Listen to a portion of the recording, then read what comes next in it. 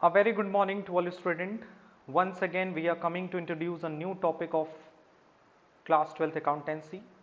You know very well, in the last few videos of class 12th accountancy, we discussed the chapter number 7, issue of share and forfeiture, and the reissue of the forfeited share. In the whole chapter, we discuss a lots of numerical topics covered under this chapter, that is the issue of share at par or premium, accounting treatment related to the calls in arrears and calls in advance.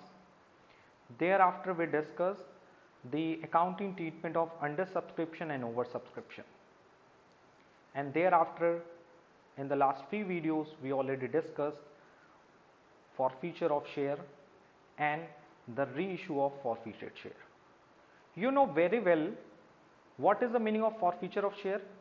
When any shareholder fails to pay the amount due on allotment or calls, in such situation company have a right to forfeit the share of forfeit the such share of shareholders. You know very well the effect of forfeiture of share is that the rate of dividend provided on such share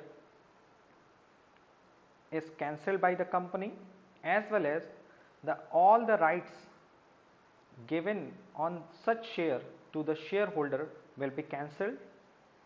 And at last we can say that when any company forfeit the share due to the unpaid amount, in this situation all the rights, all the return given on such share will be cancelled by the company. So in this situation, you know very well, it is a result of the calls in arrears.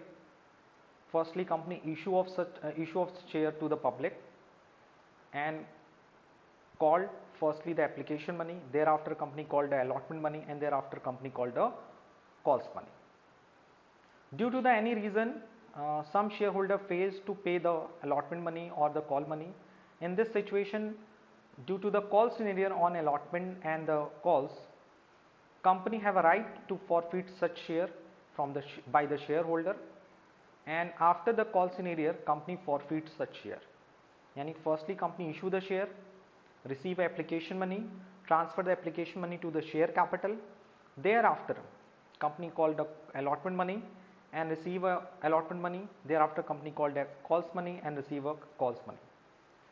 In all the process, sometimes company bear a calls in arrears, and after the facing such kind of problem, that is a calls in arrears, company have a right to forfeit such share from the shareholder, and thereafter company forfeit such share from the public, from the shareholder, and thereafter company have a right to reissue, and that is resold such share to the another person. So in the last few videos we already discussed what are the accounting treatment at the time of the forfeiture of share, यानी जब हम किसी share को forfeit करते हैं तो क्या क्या journal entries पास करते हैं, और when we issued the forfeited share to the public, so in this situation which kind of journal entry will be passed by the company, it was already discussed in the last few videos. So let's we discuss the next illustration to create a better understanding of this topic, that is a forfeiture of share and reissue of the forfeited share. So let's we start the today's question, that is illustration number 20. As you can see in the image on your screen, that is illustration number 20, says that a company issued 10,000 share of 10 each, payable 3 on application, 3 on allotment, 4 on first and final call, and all the share were subscribed for and duly allotted and the calls is made. यानी company ने 10,000 share issue किया 10 रुपए का, जिसमें 3 rupees application पे थे, 3 rupees allotment पे और 4 रुपीज़ कॉल्स पे. So the sum of the instalment money, that is 3 + 3 + 4 equals to 10. All the share were subscribe for and duly allotted, यानी सारे शेयर सब्सक्राइब कर लिए गए और अलॉट कर दिए गए, and the call is made, यानी कॉल्स भी माना गया, कॉल किया गया. All cash is duly received, सारा पैसा मिल गया, एप्लीकेशन मिल गया, अलॉटमेंट मिल गया, एक्सेप्ट लाइन को अंडरलाइन करिएगा, एक्सेप्ट वर्ड को अंडरलाइन करिएगा, the call money on 200 share, यानी सारा पैसा मिल गया but call money that is a 4 rupees on 200 share, 200 share पे जो 4 रुपए मिलना चाहिए था कॉल्स का वो नहीं मिला। एक्सेप्ट लिखा है ना, सारा पैसा मिल गया बट क्या नहीं मिला, 200 शेयर पे 4 rupees that is a calls money that is known as the calls in arrear. These shares are subsequently forfeited by the directors. ये शेयर्स जो हैं डायरेक्टर्स ने इसको फॉरफीट कर लिया, यानी इसको रिटर्न बैक कर लिया, एंड आर रीसोल्ड, और इन सारे शेयर्स को फिर से सोल्ड कर दिया गया। रीसोल्ड मतलब reissue of forfeited share. Paid for 1500 rupees, कितने रुपए में रीसोल्ड किया गया, the total share will be reissued for rupees 1500, 1500 रुपए में रीइश्यू किया गया है। Pass the necessary journal entries, आपको जर्नल एंट्रीज पास करनी है। तो before the solving this question अब मैं आपको थोड़ा सा बता दूं एंट्रीज क्या क्या पास होंगी। First of all we pass the journal entry related to the application, 2 entry हो गई, एक एप्लीकेशन मनी मिलने की और एक एप्लीकेशन मनी कैपिटल में ट्रांसफर करने की। There after we called allotment money, फिर अलॉटमेंट मनी को हम लोग कहाँ ट्रांसफर करेंगे, अलॉटमेंट मनी कॉल करेंगे, अलॉटमेंट मनी रिसीव करेंगे, फिर कॉल्स डिमांड करेंगे, नंबर 5th एंट्री, फिर कॉल्स रिसीव करेंगे with arrear, there is an arrear on calls, फिर हम शेयर को फॉरफीट करेंगे, you know very well these share were subsequently forfeited, यानी शेयर फॉरफीट हो गया। You know very well what are the journal entries on the forfeiture of the share, forfeiture की एक entry, यानी टोटल 6 एंट्रीज तो होंगी, उसके साथ साथ एक एंट्रीज फॉरफीट की, एक एंट्रीज रीइश्यू की और एक एंट्रीज कैपिटलिज्म में ट्रांसफर की। You know very well after the forfeited of share, after the forfeited of share company can resold such share, यानी कंपनी पहले फॉरफीट करती है उसके बाद रीइश्यू कर सकती है, and after the reissue of forfeited share the balance of share forfeiture account, यानी शेयर फॉरफीचर अकाउंट का जो बैलेंस होता है company can resold, company can transfer the amount of share forfeiture account to the capital reserve, यानी कि company क्या कर सकती है, शेयर फॉरफीचर अकाउंट में जो भी बैलेंस पड़ा होगा उसे कहां ट्रांसफर कर सकती है, उसे कैपिटलिज्म में ट्रांसफर कर सकती है। It is a mandatory entry, ये क्वेश्चन में गिवन हो या ना हो। देखिए इसमें फॉरफीट की दिया है, रीइश्यू की एंट्री दी है, बट कैपिटलिज्म के बारे में नहीं बोला कि आपको ट्रांसफर करना है कि नहीं करना है, बट इट इज एम्प्लाइड कि फॉरफीट और रीइश्यू के बाद जितना भी फॉरफीचर अकाउंट में बैलेंस बचा है उसे कैपिटलिज्म में ट्रांसफर करना है। So let's we solve this question without creating any delay. Let's go. As per the given information you can see that company ने 10,000 शेयर इशू किया, question number that is 20। So company ने क्या किया, 10,000 share issue किया और एक share कितने rupees का है, दैट इज 10 रुपीस, जिसमें से एप्लीकेशन पे है, अलॉटमेंट पे क्या डिमांड है एंड कॉल्स पे डिमांड है। एप्लीकेशन पे 3, अलॉटमेंट पे 3 एंड कॉल्स पे that is 4 rupees, 3 3 6 plus 4 10, and all the share were subscribe, सारा कुछ हो गया, बट कॉल्स इन एरियर हो गया on calls, calls in arrear मतलब पैसा नहीं मिला ऑन कॉल्स। आप कॉल्स इन एरियर भी लिखें तो उसका मतलब यही है कि कॉल्स पे एरियर है basically. So calls in arrear, how many share who did not give the calls amount, that is 200 share, and calls की value that is 1800। एरियर हो गया, उसके बाद फॉरफीट हो गया, फॉरफीचर के बाद आपको क्या करना है, यस रीइश्यू करना है। एंड मैंने जितनी भी इंफॉर्मेशन इस क्वेश्चन से रिलेटेड है, क्योंकि स्पेस क्रिएट हो जाए, बिकॉज जब मैं क्वेश्चन को हटा दूं तो you can see that the summary of this question, you have a proper information about the question. So reissue of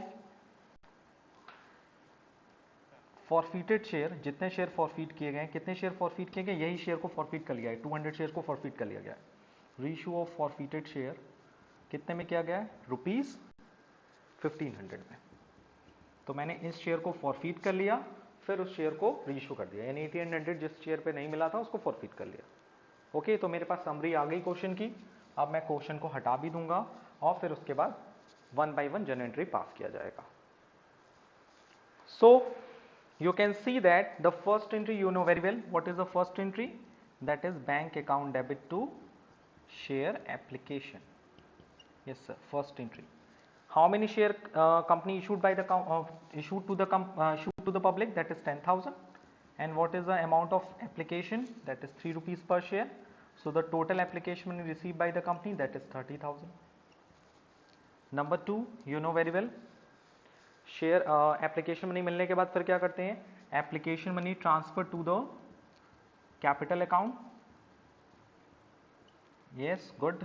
30,000 and 30,000. So the first entry, ये सारी entries you will pass in the proper format, date, particular, LF, amount debit and amount credit. So you can see that the first entry, that is the bank account debit to share application 30,000, and the number second entry, share application account debit to share capital, that is 30,000. And the narration for the first entry, that is being application received on 10,000 share at the rate of 3 rupees per each. And number second, application money transferred to share capital. Okay. And number third entry, what is the entry number third? That is share allotment account debit to share capital. How many shares? That is 10,000 into 3, that is 30,000. Okay. And after that, company received the allotment money, bank account debit to share allotment. Okay. क्योंकि allotment पे तो कोई arrear है नहीं. 30,000 and 30,000. Sir it is very easy. अभी तक easy है because of अभी तक आपने एप्लीकेशन अलॉटमेंट में तो कुछ था ही नहीं, जैसे हम करते आए वैसे ही करते आएंगे. And there after we called the calls money, share calls account debit to share capital. How many shares? That is 10,000. What is the amount of calls? That is 4 rupees, that is 40,000. तो यहाँ तक कोई problem नहीं आनी चाहिए. अब आते हैं एंट्री नंबर 6. ठीक. एंट्री नंबर 6 क्या कहता है आपको कि when you receive the calls, जब आपको कॉल्स मिली तो देयर इज अ एरियर. और विच शेयर, कितने शेयर पे एरियर हुआ? 200 शेयर पे 4 रुपीज, क्योंकि कॉल्स तो 4 रुपीज था. So you know very well, arrear के केस में हम लोग क्या करते हैं? Bank account debit calls in arrear account debit to share calls. So you can see that हमने कॉल्स में मांगा कितना? 40,000. We called the amount on calls, that is 40,000, but arrear कितना हो गया? 1800. गुड. 40,000 मैंने मांगा कॉल्स पे, जिसमें 1800 एरियर हो गया, तो हमने कितना पैसा रिसीव किया होगा? That is 38,200. We called the amount of calls, that is 40,000, but हमें एरियर कितना हो गया? 1800, तो we received only 38,200 rupees on calls. अब इसी के बाद कहानी स्टार्ट है. यहां तक आपने कर लिया, यहां तक आप करते भी आए, बट अब एक चीज और ऐड हो गई कि जो शेयर पे पैसा नहीं मिला, यानी ये जो 200 शेयर है जिसपे कॉल्स की मनी नहीं मिली है as per the given question, उस शेयर को कंपनी ने क्या कर लिया? फॉरफीट कर लिया. And you know very well, forfeit की एंट्री अब हम लोग पास करेंगे. यानी एंट्री नंबर 6 तक आपने इशू से रिलेटेड एंट्रीज पास की, and now we will pass the entries related to the forfeiture. Okay. So let's we go. Before the passing the general entries related to the forfeiture, मैंने आपको कुछ बातें बताई थी. The first thing, जब भी आप forfeiture से related entry पास करेंगे, entry number 7, क्योंकि after the calls money company forfeited such share, यानी कंपनी उस शेयर को forfeit कर रही है. So you know very well, सबसे पहले हमारी entry क्या होगी? The first entry, क्या सोचेंगे एंट्री पास करने से पहले? मैंने आपको बताया था ये चीज. Yes, good. Before the passing the entries related to the forfeiture, first of all we see share issued at par और at premium. Sir in this situation company issued it share at par. So पहला doubt तो clear हो गया कि जब भी हम क्या करेंगे? शेयर को किस पे इशू करेंगे? यस, शेयर को फॉरफीट करेंगे. सॉरी, शेयर को फॉरफीट करेंगे तो सबसे पहले हम ये देखेंगे कि शेयर किस पे इशू हुआ है, पार पे की प्रीमियम पे. Is that clear? Okay sir. So you can see that कि the share issued at par, and you know very well, जब शेयर इशूड होता है पार पे, सो हम लोग एंट्री क्या पास करते हैं on the forfeiture of share? We pass the general entries share capital account debit to share forfeiture to calls in arrear. Okay? Yes, sir. So you can see that we issued such share on par. यानी जिस share को हम forfeit कर रहे हैं वो share किस पे इशूड है? गुड, शेयर किस पे इशूड है? पार पे। और जब शेयर पार पे इशूड होता है और उसको हम फॉरफीट करते हैं तो एंट्री क्या पास करते हैं? Share capital account debit to share forfeiture to calls in arrear when calls in account is open. तो इस क्वेश्चन में कॉल्स इन अकाउंट ओपन है, आप कॉल्स इन अकाउंट ओपन नहीं करते तो यहां क्या लिखते हैं? To share calls. ओके, अगर आप यहाँ कॉल्स इन अकाउंट नहीं ओपन करते तो आप क्या लिखते हैं यहाँ पे? To share calls. ऐसा मैंने आपको बताया भी हुआ है। So before the solving of this question, first of all you take all the information in the last video, given in the last video. मैंने last video में आपको सारी information कराई है। So उसको लेकर कोई भी मन में कोई भी doubt या कोई भी insufficient information लेके नहीं question solve करना है। You have a proper knowledge about the forfeiture of the share. So I request to all the students कि पहले इस question solve करने से पहले आप last video जरूर देख लें and in the last video I already give you all the information related to the forfeiture of share. So you know very well जब किसी शेयर को फॉरफीट करते हैं तो फॉरफीट करने से पहले सबसे पहले हम क्या सोचते हैं कि शेयर इशूड किस पे हुआ था? पार पे। और जब शेयर पार पे इशूड हुआ है उस शेयर को हम फॉरफीट कर रहे हैं। So the general entry is share capital to share forfeiture to calls in arrear and I will give you the information कि अमाउंट क्या लिखेंगे शेयर कैपिटल में? जितना पैसा हमने कॉल किया। फॉरफीचर में क्या लिखेंगे? जितना पैसा मिल चुका है, the amount paid on share. And call centre में क्या लिखेंगे? जितना पैसा अभी तक नहीं मिला है। बेसिकली यही इसका बेसिक थीम है। So you know very well how many share forfeited by the company? Being 200 share forfeited. आपको पता है कि कंपनी क्या कर रही है? 200 शेयर फॉरफीट कर रही है। सो आपने 200 शेयर पे as per the given information you know very well application मांगा 3 रुपीज, अलॉटमेंट मांगा 3 रुपीज, कॉल्स मांगा 4 रुपीज। टोटल कितने रुपीज कॉल्ड अप की थी आपसे? 10 rupees. So the total called money that is 2000। हमने टोटल उस 200 शेयर पे कितना रुपए मांगा है? 10 रुपए। यानी टोटलिटी में कितना पैसा मांगा गया इस शेयर पे? That is 2000। अब उसमें कितना मिला कितना नहीं मिला, ये is paid and unpaid. So you know very well arrear कितना हुआ है? 1800। कितना रुपए नहीं मिला है? 1800। कंफर्म? कंफर्म? ये wrong, that is 800, only 800 rupees. Sorry, that is 39,200। Sorry, only 800 rupees on arrear. तो एरियर कितना हुआ था? That is 800 and the remaining amount will be 1200। Sorry for the mistake, I want to communicate very seriously. This is the drawback of online classes. अगर हम यही चीज class में पढ़ रहे होते तो आप तुरंत करेक्ट कर देते कि सर यहाँ पे 1800 नहीं होगा, यहाँ 800 होगा। 200 शेयर पे अगर 4 रुपीज कॉल्स इन एरियर है तो that is 800। Sorry for the mistake. So you can see that अब हमारा एरियर कितना हुआ? 800 रुपए। So you know very well हमारी एंट्रीज भी क्या होंगी? Bank account debit, calls in arrear account debit to share calls, that is 40,000।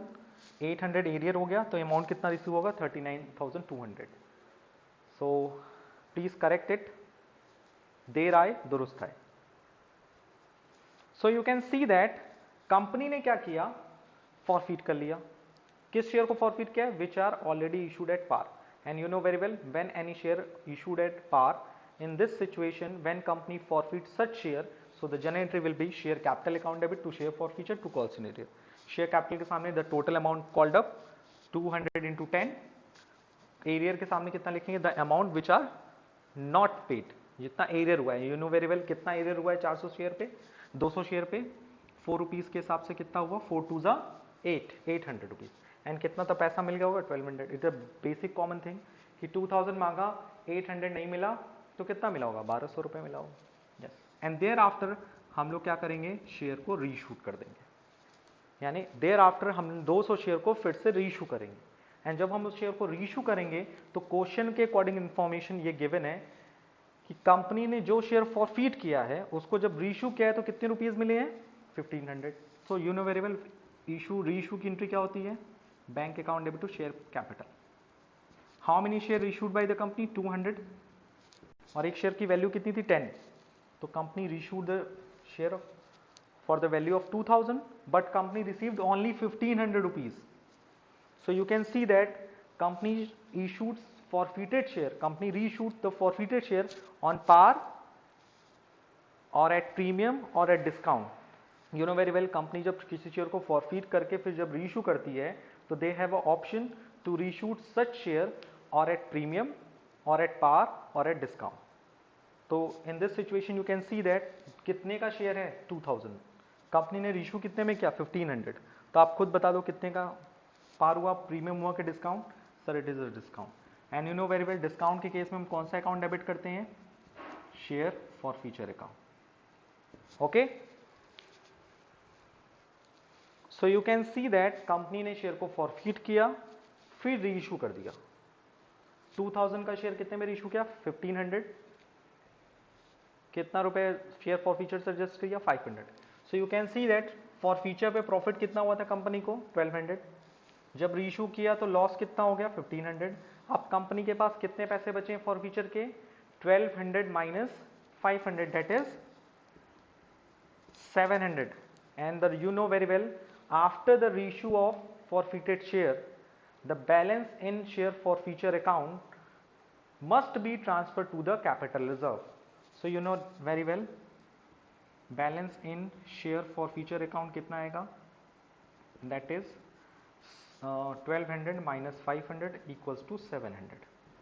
तो ये 700 रुपीज को कंपनी क्या कर देगी, ट्रांसफर कर देगी कहाँ पे, कैपिटल रिजर्व में। So the entry will be, entry is share forfeiture account debit to capital reserve that is 700। Okay, so that's all.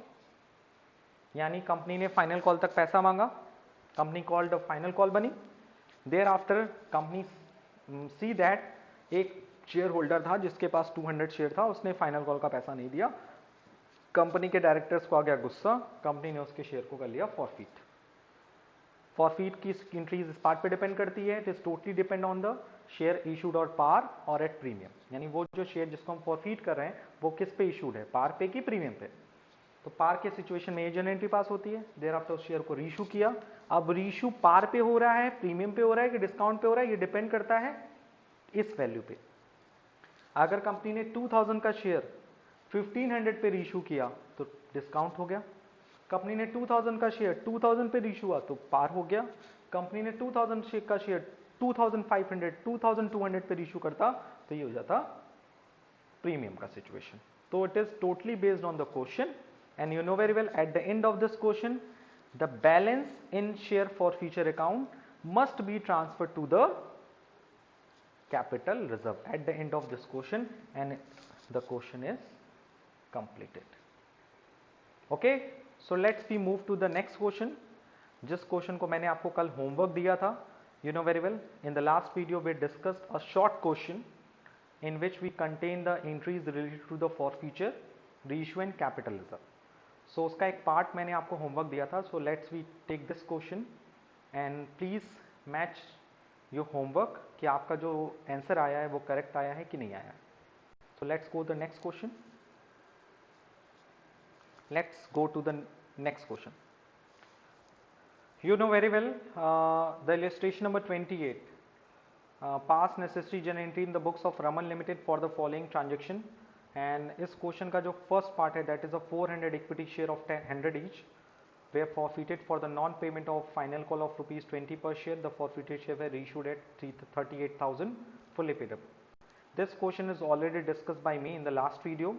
Now we will move to the second question of this illustration, that is 300 equity share. Okay, so let's we solve this question with the help of you. Okay, so please match your answer with my answer. Okay, question number 2, 300 equity share of ₹100 each were forfeited for the non payment of the allotment money of 40 per share. The first and final call of ₹20 share was not made. So you can see that 300 equity share है, 10 रुपये का 100 रुपये का issued हुआ है। मैं अभी थोड़ा सा डिस्क्रिप्शन दे रहा हूँ इस क्वेश्चन का, but when you solve this question in the examination, जब आप ये क्वेश्चन एग्जामिनेशन में सॉल्व करेंगे, so most of the things when not write in your copy, because this is a short type question. So इस तरह के questions के solution लिखते वक्त आप लोग डायरेक्टली इसको क्या करिएगा, एंट्रीज में पुट ऑन करिएगा। अभी तो हम लोग थोड़ा सा इसके प्रोसेस को फॉलो कर रहे हैं, that is 300 equity share of ₹100 each, उसको फॉरफीट कर लिया गया। ओके, क्यों फॉरफीट कर लिया गया? For the non payment of final call of ₹20, for the non payment of the allotment money of 40 पर शेयर, क्योंकि उसमें क्या हुआ था, कॉल्स इन एरियर हुआ था, किस पे हुआ था, अलॉटमेंट पे हुआ था। ओके ठीक, अलॉटमेंट पे कॉल्स इन एरियर हुआ था, कितने रुपीस पे, 40। तो 40 रुपीज का अलॉटमेंट है, 300 शेयर के हिसाब से कितना एरियर हो गया होगा, 12,000। 40 रुपीज अलॉटमेंट पे था, you can see that allotment money कितने की थी, 40 रुपीज की एक शेयर पे, तो 300 शेयर पे एरियर कितना हो गया होगा, 12,000। And the final and first and final call of ₹20 पर share is not made, was not made, मतलब कंपनी ने फाइनल कॉल का पैसा ही नहीं मांगा गया, अनकॉल्ड मनी कंपनी ने कितना रुपए नहीं मांगा, दैट इज 20 पर शेयर। यानी कंपनी ने बेसिकली क्या किया होगा, एप्लीकेशन मांगा होगा, अलॉटमेंट मांगा होगा, और बंदे ने एप्लीकेशन तो दिया होगा क्योंकि जो मैंडेटरी है, अलॉटमेंट का 40 रुपीज नहीं दिया होगा, तो कंपनी ने उसके शेयर को फॉरफीट कर लिया होगा। यानी कंपनी ने अभी तक फर्स्ट एंड फाइनल कॉल का पैसा ही नहीं मांगा, उससे पहले ही क्या कर लिया, कंपनी ने शेयर को फॉरफीट कर लिया। ये कर सकती है। And the forfeited share were reissued for 29,000 fully paid up, फिर उस कंपनी ने उस शेयर को रीइशू कर दिया, रीइशूड एट ₹29,000, कोई बात नहीं, एज फुल्ली पेड अप। ठीक, ओके, इतनी इंफॉर्मेशन पता चलेगी। सो यू कैन, और ये भी पढ़ लो कि क्वेश्चन में कहीं लिखा है कि this share is issued at premium, no sir, ऐसी कोई इंफॉर्मेशन नहीं है। So you can know that कि ये जो शेयर है 300 शेयर, वो किस पे इशूड होगा, पार पे। So first entry for future की एंट्री क्या होगी, entries of for future, that is you know very well when any share issued at par, so in this situation for future entry will be share capital account debit to share for future to calls in arrear, and calls in arrears हम लोग कब लिखते हैं, when calls in account is opened। और अगर मान लीजिए question में हम लोग क्या करते, कॉल्स इन अकाउंट ओपन नहीं करते, ठीक है, तो एंट्रीज क्या हो जाती, share capital account debit to share forfeiture, और कॉल्स इन एरियर की जगह क्या लिखते हैं, वो अकाउंट जिस पे पैसा नहीं मिला है। तो you know very well calls in arrear किस पे हुआ है, अलॉटमेंट पे, तो यहाँ क्या लिखते हैं, टू शेयर अलॉटमेंट। सो ये चीज़ें एकदम क्लियर कर लो, when calls in arrear account is open तो ये जनरल एंट्री होती, और जब कॉल्स इन अकाउंट नहीं ओपन होता तो ये जनरल एंट्री होती। सो शेयर कैपिटल के सामने हम लोग क्या लिखते हैं, जितना पैसा हमने कॉल्ड अप किया, फॉर फ्यूचर में क्या लिखते हैं, जितना पैसा मिला, एरियर के सामने क्या लिखते हैं, जितना पैसा नहीं मिला। इस सिचुएशन में भी यही लिखते हैं, शेयर कैपिटल के सामने जितना पैसा मांगा, फॉर फ्यूचर के सामने क्या लिखते हैं, जितना पैसा मिला, अलॉटमेंट के सामने क्या लिखते हैं, जितना पैसा नहीं मिला।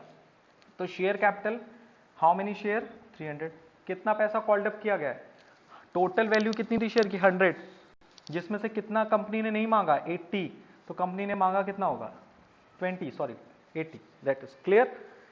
कि हाउ मेनी शेयर की फेस वैल्यू कितनी है, 100, कंपनी ने कितना पैसा अभी भी नहीं मांगा है, 20, तो कंपनी ने टोटल कॉल्ड अप कितना किया होगा, 80 रुपीज। हाँ सर, यहाँ डिफरेंस देखने को मिला, शेयर कैपिटल के सामने हम वही वैल्यू लिखते हैं जितना हम शेयर पे अभी तक कॉल्ड कर चुके होंगे। ठीक है, हमने सिर्फ शेयर पे कितने रुपीज मांगे हैं, दैट इज ओनली 80 रुपीज। हमने शेयर पे अभी तक केवल कितने रुपीज मांगे हैं, 80 रुपीज मांगे, इसलिए that's why share capital account will be debited by ₹80। And for future के सामने जितना मिला, एरियर कितना हुआ था हमको, दैट इज 12,000। 24,000 में से एरियर कितना हो गया, 12,000, तो रिसीव भी कितना होगा। And when calls in account is not open, so situation में शेयर कैपिटल के सामने 24,000 फॉरफीचर के सामने 12,000 एंड अलॉटमेंट के सामने 12,000। सर ये तो बहुत आसान था, हो गया। अब now after the forfeiture of this share, अब हम शेयर को क्या करेंगे, रीइश्यू करेंगे। ठीक है, रीइश्यू में यू नो वेरी वेल, हमने रीइश्यू कितने पे किया, 29,000। Fully paid up, fully paid up मतलब शेयर कितने का ट्रीट किया जाएगा, 100 रुपीज का। शेयर 80 रुपीज का ट्रीट नहीं किया जाएगा। When we reissued such share, we treated this share at the rate of 100 rupees। ऐसा नहीं कि जब हम रीइश्यू करेंगे तो शेयर को कितने का मानेंगे, 80 रुपए का, नहीं। बिकॉज इसमें क्लियरली लिखा है कि कंपनी ने शेयर इशूड किया है 29,000 शेयर, वो भी फुल्ली पेड अप पे। ठीक है, किस पे इशू किया है, fully paid up. Fully paid up मतलब कंपनी ने उस शेयर को कितने पे ट्रीट माना है, 100 रुपीज पे। ओके, तो ये दोनों जनरेटरी लिख लो। अब मैं फॉर फीचर उस पे चला जाता हूं, रीइश्यू पे। अब रीइश्यू पे क्या होगा, कंपनी रीइश्यू कर रही है शेयर का, तो बेसिकली रीइश्यू की एंट्री क्या होती है, bank account debit to share capital. How many share issued, 300 share, 300 share, और उसको फुल्ली पेडअप माना गया। फुल्ली पेडअप की वैल्यू कितनी, 100। फुल्ली पेडअप वर्ड का मतलब यही है कि अगर कोई कंपनी ने शेयर कैपिटल कम वैल्यू से भी डेबिट किए तो उसको रीइश्यू करते समय फुल्ली वैल्यू से उसको क्रेडिट किया जाएगा। That is 30,000। कितने पे रीइश्यू किया है, 29,000। अब आप खुद मैच करा लो, कंपनी ने शेयर रीइश्यू कितने का किया, 30,000 का। पैसा कितना आया कंपनी के पास, 29,000। Okay, so you can see that company bear कितना कर रही है, 1,000 रुपीज डिस्काउंट। और डिस्काउंट को हम किससे एडजस्ट करते हैं, शेयर फॉर फ्यूचर अकाउंट से। And after that you know very well, एक और एंट्री होती है, after the reissue of the share, balance in share forfeiture account. For future में कितना था at the time of for future, 12,000। Reissue के time कितना एडजस्ट हो गया, 1,000। अभी भी फॉर फ्यूचर में कितना पैसा बचा हुआ है, मैं नहीं बताऊंगा। एंट्री हो जाएगी share forfeiture account debit to capital reserve, that is how many, that is tell me, 11,000। How, 12,000 minus 1,000, 12,000 minus 1,000 equals to 11,000. Okay, so I hope today we cleared all the doubts and all the topics very easily. Apart from this, if you have any doubts or suggestion regarding this video, please ask me in the online classes as well as in the WhatsApp group. आज के लिए इतना ही, thank you, thanks a lot.